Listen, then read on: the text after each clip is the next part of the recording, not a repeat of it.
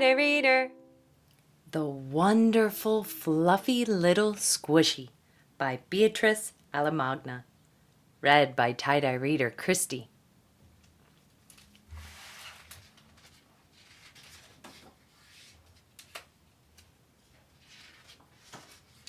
The Wonderful Fluffy Little Squishy.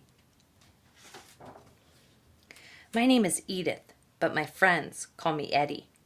I'm 5.5 years old. My dad speaks 5 languages.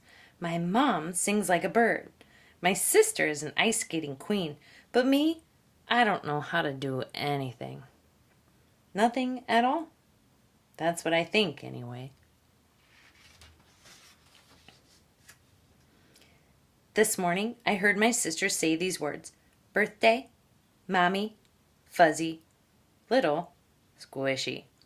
Oh no, I thought, she's going to give Mom the most amazing present. I had to do something too. But what? So off I ran to Mr. John the baker.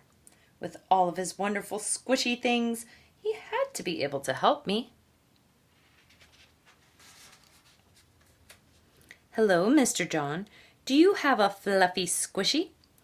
I must say, little Eddie, that sounds completely inedible, but I do have some warm brioches. Take one for the road.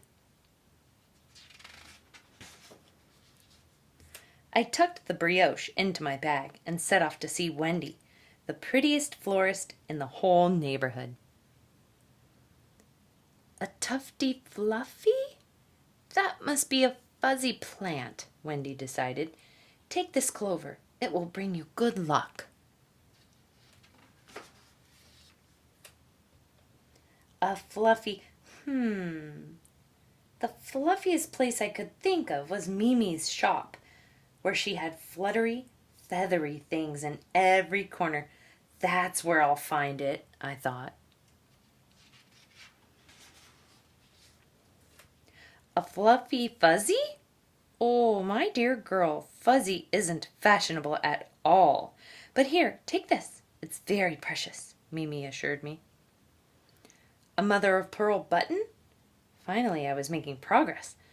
There was just one more thing for me to do. I had to go see the most fashionable person in the whole wide world. My friend Emmett, the antique dealer.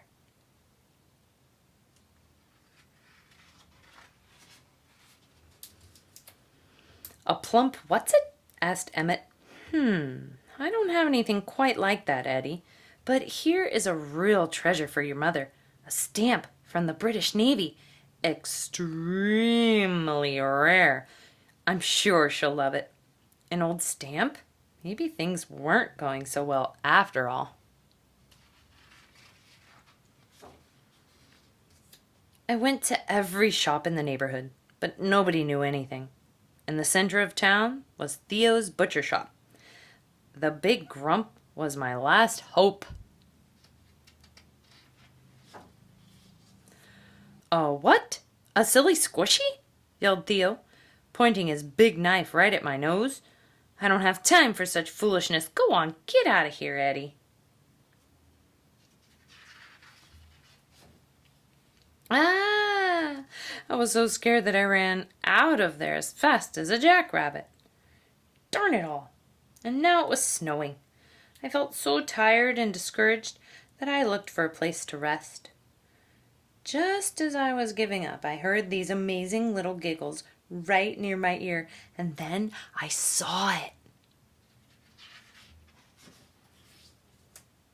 It was an adorable little creature, fluffy, inedible, not stylish, and rare. A true fluffy little squishy at last. My present with 1,000 uses.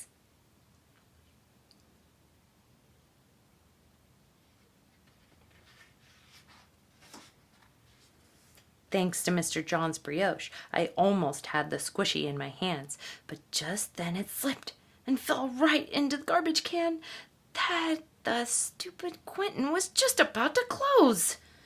I begged him to stop, but he said no way would he open it for such a dirty old rag. Such bad luck! I dug in my pocket for Wendy's clover, and the old stamp fell out onto the ground. Immediately, Quentin swung around. "What's that?" Quentin burst out. "English Navy? Extremely rare? I don't have it in my collection. You've got to sell it to me." "Well, it's not for sale, but I'll trade it for your garbage bag and what's inside." Yuck!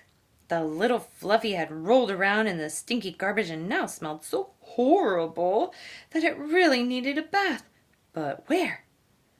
There was a fountain nearby, but it was coin operated.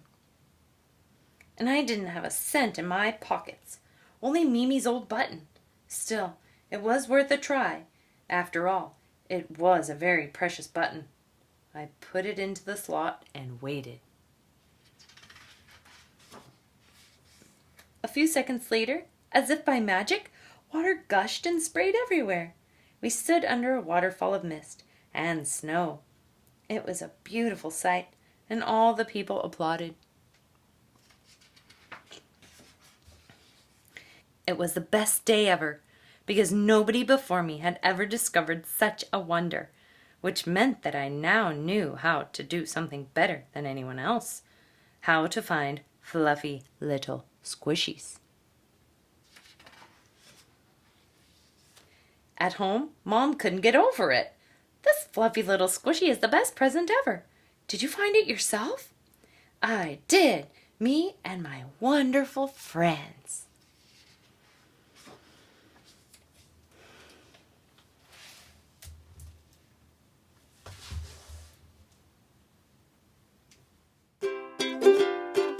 Tighter reader.